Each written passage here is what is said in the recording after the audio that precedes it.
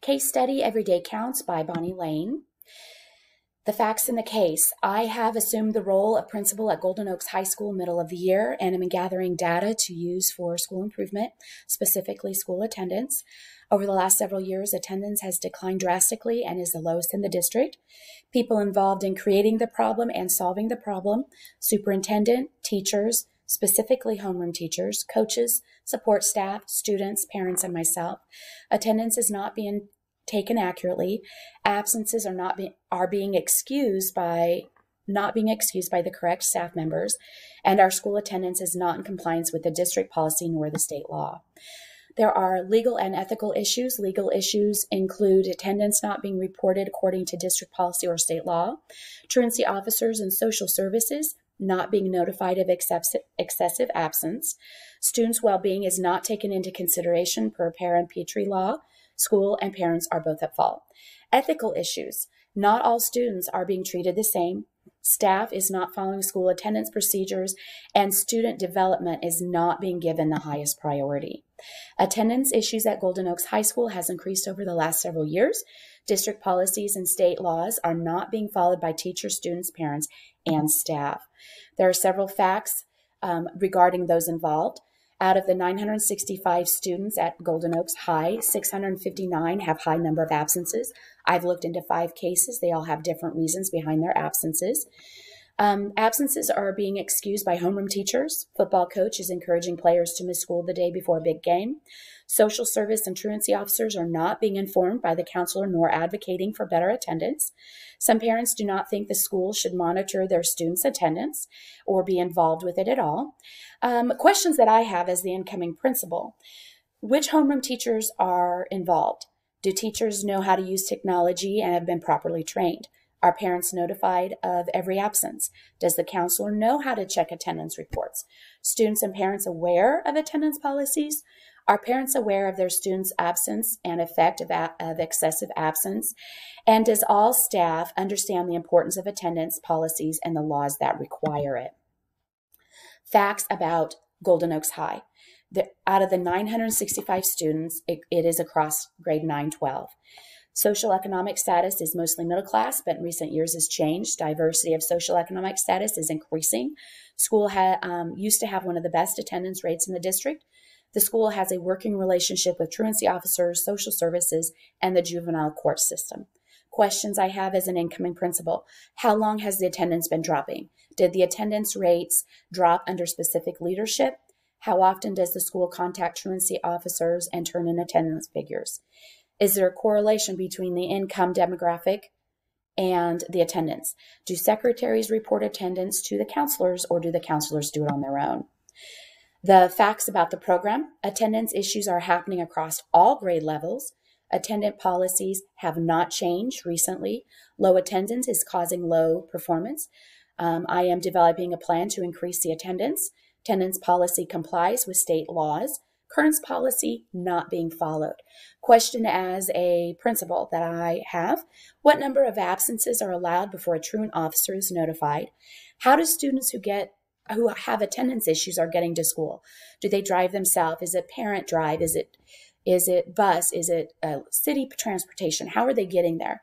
What, if any, interventions are there for students with multiple absences? What has the school done in previous years to remedy the issue, if any? Has it worked? What is the school policy for makeup work, and are students making it up? If they are making it up, what are the grades they're getting? Does the counselor meet with students that have attendance issue? If so, how is it being handled? And what agency or help is there available to parents who need their children to work to support their family? Reviewing and analyzing, prioritizing school improvement and student development are hindered by the drastic attendance issues at Golden Oaks. An action plan to address the issue may not be supported by all teachers, and decisions will have to be made on retention of those who don't follow policies and laws. Administration, staff, students, and parents will be affected by the outcome. I will be making a data-informed decision for the betterment of student development. I need to meet with homeroom teachers, counselor, and football coach to gather more information, and a preliminary plan to start addressing the issue will happen at the beginning of next term. These are my options and outcomes. Option 1, at in-service, discuss the issues with attendance not being done within policies and laws. Outcome, no hurt feelings and morale is intact. Staff might not think the issue lies with them. Option 2, meet with the staff involved in the policies and laws not being followed, set expectations, and informing them that if improvements are not made, their jobs could be affected. Outcome, certain staff members might feel attacked, resulting in not following the new leadership. Not all staff would be reminded of policies, procedures, laws, and I could miss some staff members involved in the issue. Since not everybody is involved with the issue, gossip and rumors could pursue. Option 3, at in-service, inform staff of the issue with attendance, review policies, procedures, and laws, address any technology issues with attendance, talk to those who are causing the issues independently, and set expectations. All staff is aware of the issue. All staff has same information. Any issues with how attendance is taken is solved. Those directly involved might gossip and start rumors. However, everybody would have the same information, so they would be able to come to their own conclusions. The last option, meet with counselor, coach, and a couple lead teachers to elicit help with attendance to get them on board. At in-service, inform staff of issues, policies, laws, that effects of absenteeism, and together develop a plan to correct the issues and set expectations. Staff would feel valued, trusted, and would buy into the action plan since they have a say in it. Some staff members might get upset because it doesn't have anything to do with them and think it is wasting their time. There are other options and outcomes, and I'm sure I've missed some, but this is what I have come up with so far. Pros and cons of discussing an in-service, the issues with attendance not being done within policies and laws. Pros, every staff member would be aware of the issue. Policies and laws would be reviewed with every staff member. Morale is intact and no one has been singled out. Cons, no real plan in place to fix issues. Those who are not following procedures may not make the changes or may not think it is them who needs to make the change. Pros and cons of meeting with the staff involved in policies and laws not being followed, set expectations, informing them that if there isn't improvement, their jobs could be affected. Pros, staff involved would know you are aware of the issues. Staff involved would be made aware of district policies and laws. Staff involved would know where I stand and know the outcome if they don't follow policy. The con, not all staff would be reminded of the importance of attendance and policies and laws. I might miss somebody who's not been doing attendance correctly. Gossip and rumors could ensue, causing dissension among the staff as well as not following the new leadership. And staff might get mad and make more issues, cause more problems. Pros and cons of informing staff at in-service of the issue with attendance, review policies, procedures, and laws, addressing any technology issues with attendance, talk to those who are causing the issues independently, and set expectations. Pros, all staff would have the same information regarding issues, policies, laws, and procedures. Those who are causing issues are aware of expectations and outcome. Staff involved would know where I stand and know the outcome if they don't follow expectations. Cons, staff might grumble and cause dissension, feeling like they have no control. Staff could feel threatened, and too many parents to contact myself. Pros and cons of meeting with counselor, coach, and a couple lead teachers to elicit help with attendance to get them on board. At in-service, inform staff of issues, policies, laws, effects of absenteeism, and together develop a plan to correct the issues and set expectations. Pros, those who are adding to the issue will feel valued. All staff would have the same information regarding issues, policies, laws, procedures. We work as a team to solve an issue, creating camaraderie. Staff will know I value them and want to work as a team. Cons, it could take longer to make a plan together than if I just did it myself, resulting in not faster attendance increase.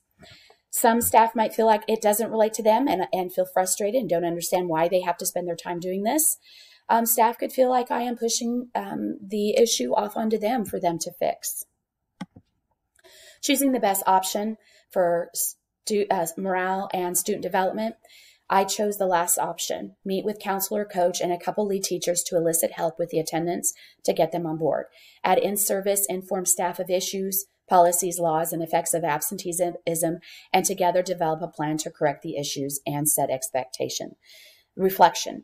In my experience, I have had a principal come in and demand all sorts of changes without looking at the bigger picture, what's happened in the past, what's worked, what doesn't work. Demands were made as well as enemies. It tore our morale down and we were no longer thriving but surviving. I feel if I came in and started threatening people, it would not be as effective as getting them on board with what needs to happen for student development. Not being in a position of leadership that has to answer to superintendent, I'm not sure if this is truly what I would do, but feel it is the best for all and would hope that this is the plan I would take. Implementing my decision. The next step is to implement my action plan and be proactive with the possible consequences that may occur. First, I would gather all data, policies, current procedures, laws, and absenteeism research to share with staff. Second, meet with the counselor and share concerns, present him/her with the data, agencies that are willing to help, task him with calling agencies for a point person and suggestions or strategies of how to increase attendance and how we can help parents. Then meet with coach and a couple lead teachers to get their support and opinions on creating an action plan. Getting them involved will show I see the positive and best in people and that I am not out to get anyone. Together, we will look at the data, discuss protocol, expectation, and consequences for not following expectations, and begin creating a direction or framework for a plan driven by data. Next, I would present the same data I have to the other staff members, share research regarding the effects of absenteeism, express the need to get parents informed and motivated to advocate for school attendance, student motivated to attend, and staff expectations, addressing any issues.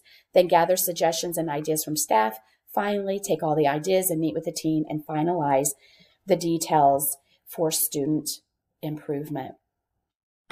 I apologize if I did this super fast. I did it several different times to get it in the time frame.